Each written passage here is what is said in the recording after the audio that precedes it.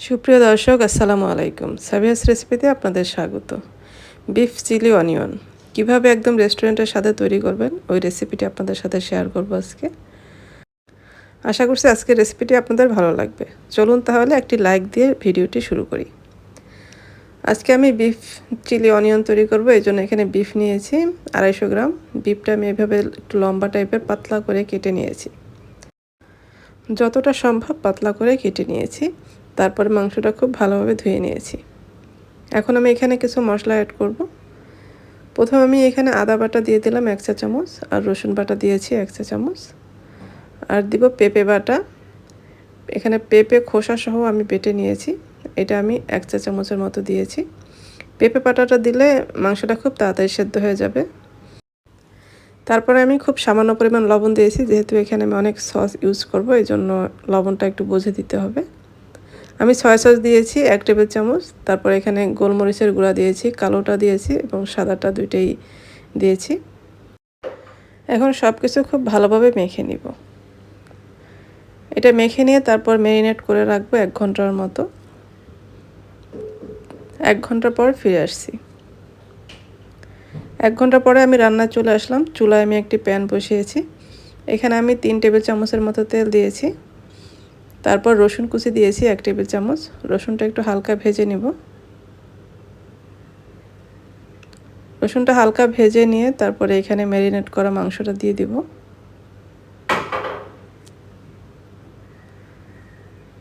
এখন মাংসটা একটু ভেজে নিতে হবে। এটা আমরা এখন ঢেকে রান্না করব যতক্ষণ না মাংসটা সেদ্ধ হয়ে যায়। যেহেতু পাতলা করে কাটা মাংস, খুব তাড়াতাড়ি সেদ্ধ হয়ে যাবে। তারপরে আমরা এখানে পেঁপে বাটাও দিয়েছি। পেঁপে বাটা দিলে কিন্তু খুব তাড়াতাড়ি সেদ্ধ হয়ে যায়। মাংসটা কিন্তু আমাদের সেদ্ধ হয়ে গেছে। আমি এখন এখানে 1 কাপের মতো পেঁয়াজ দিয়েছি কিউব করে কেটে। তারপরে কিছু কাঁচামরিচ দিয়েছি। ঝালটা আপনারা বুঝে দিবেন, যে যেরকম ঝাল খাবেন। এখন সব কিছু খুব ভালোভাবে একটু মিশিয়ে নিব। এখন আমি এখানে সয়া সস দিয়ে দিব 1 টেবিল চামচ। তারপরে আমি এখানে ম্যাগি সস দিয়েছি 1 চা চামচের মতো। এখানে কালো এবং সাদা গোলমরিচের গুঁড়া দিয়েছি 1/2 চা চামচ করে।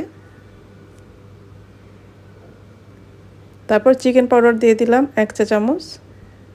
চিনি দিয়েছি 1 টেবিল চামচ। এখন সব কিছু খুব ভালোভাবে মিশিয়ে নিব। তারপরে আমি এখানে ক্যাপসিকাম দিয়েছি 1 কাপের মতো, সবুজ এবং লাল 2 টাইপের ক্যাপসিকাম দিয়েছি। এখন একটু নেড়েচেড়ে একটু মিশিয়ে নিব। তারপরে এখানে আমি 1/2 কাপের মতো পানি দিয়েছি। পানি দিয়ে আমরা এটা 2-3 মিনিটের মতো রান্না করে নিব। এখানে আমি 1 টেবিল চামচ কর্নফ্লাওয়ারের সাথে 2 টেবিল চামচ পানি মিক্সড করে দিয়ে দিলাম। এটা গ্রেভিটার একটু ঘন করবে। এই তো আমাদের রান্নাটা কিন্তু হয়ে গেছে। এখন আমি এটা নামিয়ে নিব। চাইনিজ রান্না কিন্তু খুবই তাড়াতাড়ি রান্না হয়, আর হাই হিটে রান্না করতে হয়। দেখেন একদম রেস্টুরেন্টের মতোই কিন্তু হয়েছে, আর খেতেও কিন্তু একদম রেস্টুরেন্টের মতোই হবে। এই তো আমার তৈরি হয়ে গেল বিফ চিলি অনিয়ন। আশা করছি আজকের রেসিপি আপনাদের ভালো লেগেছে, আর ভালো লাগলে লাইক, কমেন্ট এবং শেয়ার করে দিবেন। যারা আমার রেসিপিগুলি ফেসবুক থেকে দেখেন, পেজটি ফলো করার অনুরোধ রইল। আর যারা ইউটিউব থেকে দেখেন, চ্যানেলটি সাবস্ক্রাইব করার অনুরোধ রইল। আর যারা অলরেডি করে ফেলেছেন তাদের অসংখ্য ধন্যবাদ। সবাই ভালো থাকবেন। পরবর্তী রেসিপি দেখার আমন্ত্রণ রইল। আজকে এ পর্যন্তই। আল্লাহ হাফেজ।